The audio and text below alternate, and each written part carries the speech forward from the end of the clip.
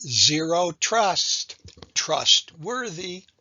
Defense in depth, least privilege, least functionality. Cyber resilience, cyber survivability. NIST 800-160, Volume 1 and 2, NIST 800-171. How about DFARS 252-204-7012 and -7019 and -7020.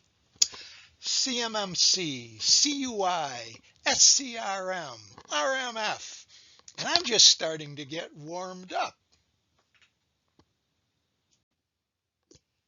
And if you dig a little deeper into some of that jargon, like the NIST 800-160 Volume 2, you'll find plenty more words strung together in run-on sentences, like the definition of cybersecurity itself, which is almost 50 words.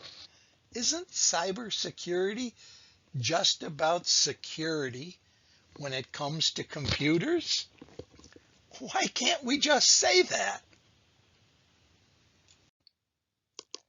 And today, one of the hot terms you see everywhere on the internet is zero trust.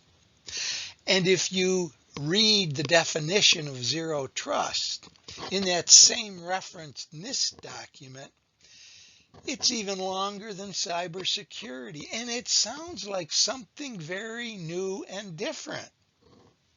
But is it really all that new? And do we need yet another buzzword to describe it? And then there's cyber resilience, with more words to supposedly help you understand what this idea means. Anticipate, withstand, recover, and adapt. You want to know what resilience means? Remember the old commercials for the Timex watch back in the 70s? It takes a licking and keeps on ticking. That's all you have to remember. Okay, let me get a bit more serious for a moment. First off, I am not trying to put down any of those terms or regulations or standards. There's a great deal of good thought that went into all of this work, and the software and systems engineering industry needs this kind of thinking today, especially because of the criticality of cybersecurity and cyber resilience in today's dangerous world. But here's the question I want you to think about. Just how much of that cybersecurity jargon does an engineer or a program manager need to do in order to do their job effectively? And that includes developing good cyber secure and cyber resilient products.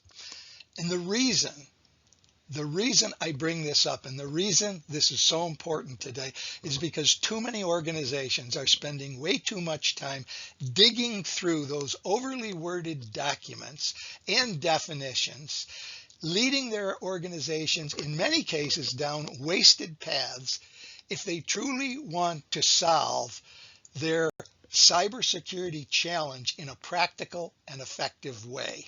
Now, let me say a bit more about why this is so important, especially today. Simply stated, it's just too easy to misunderstand these difficult to understand terms and regulations and standards. The intent is not to drive organizations to make their processes and products more complicated. Really, it isn't. And the fact is that the vast majority of successful cyber attacks being observed today could have been prevented without costly changes to processes and products. Does that surprise you? If it does, there's plenty of evidence out there to back up what I'm saying. Now, Just to be clear, I'm not saying that your processes and products are perfect and that there aren't improvements you could make to them. But what I am saying is that you can spend a whole lot of money making changes to your processes and products and never get to the real problem that sits at the core of most successful cyber attacks today. Just as one example, you don't need to fix vulnerabilities that are not critical to your business or your customers. And you don't need to fix vulnerabilities if there isn't a serious threat likely to exploit it. But you do need to be thinking about scenarios that you and your customer absolutely cannot afford to let happen. And you need to be thinking and reasoning about the protections you need to have in place should the unthinkable happen. Now think about this. Are your people thinking and reasoning this way today when it comes to cybersecurity? This is the kind of reasoning that is too often missing today in many organizations with the way those standards and regulations are often being applied. If you want to find the real problem that sits at the core of most successful cyber attacks, the first place to start is not inside your own processes and products. Rather, start by taking a close look at the reasoning and thinking process your own people are using with respect to cybersecurity and with respect to your own business and customer needs. And if you're worried about compliance, contrary to what you might have been led to believe, there's nothing in those DFARS regulations or NIST standards I referenced at the start of this talk that says this way of thinking will put you at risk of non-compliance. In fact, it's quite the reverse. This way of thinking will make it easier for your organization to comply with the real intent of those standards and regulations and help you and your organization and your customers achieve the true intended benefit. Let me leave you with a final thought. Some might argue that the message in this video blog is just too simple-minded. But honestly, cybersecurity just doesn't seem all that complicated to me. All you have to remember are three things. First, someone needs to decide what your product needs to do and what it can never do. Two, someone needs to decide what information people need to see and who can never see it.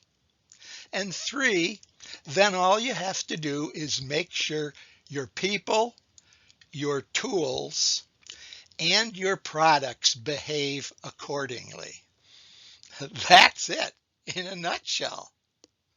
It's just that simple. If you're interested in learning more about practical and effective ways to reason about the problem of cybersecurity with a focus on your specific business needs, refer to https://leanpub.com/c/cybersecurity for more information about my background as the author of this video blog post and the history and thinking behind this material. Please refer to https://essence-in-use.com. You can find my contact information at the bottom of this slide. Hey, thanks for listening, and I hope these thoughts that I've shared with you today in this video blog post are beneficial to you. Have a great day.